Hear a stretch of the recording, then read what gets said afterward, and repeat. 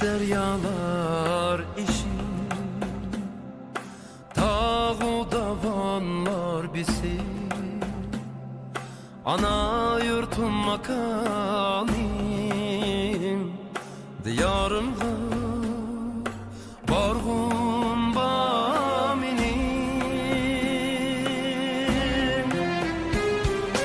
Hindi tenim tükülgen, ata buvam kümülgen.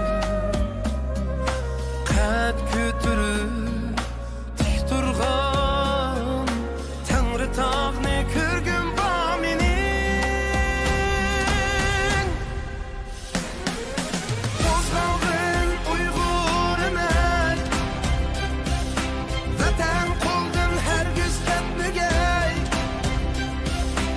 Ay yulduz bayrağın gökyüzüde kürgün ba menin.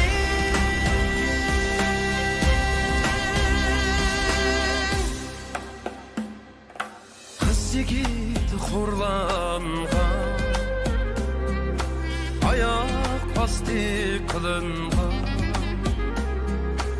ezilgen şu halkının kollarını süygün ba menin. Feryadım asman felek, tükülgechga tan selde. Ejderhanın ağzıdım, vatanımni algım ba menin. Qo'zg'alg'in Uyg'ur emek, Vatan qoldin hergiz ketmagay. Ay yulduz bayrağın gökyüzüde kürgün ba menin.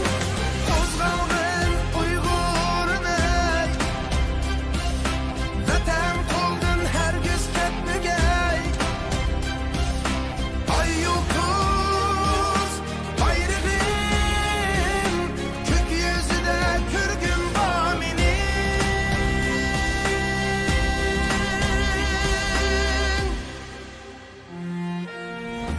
Vətənimə ey Allah, bolğay sən özün panah.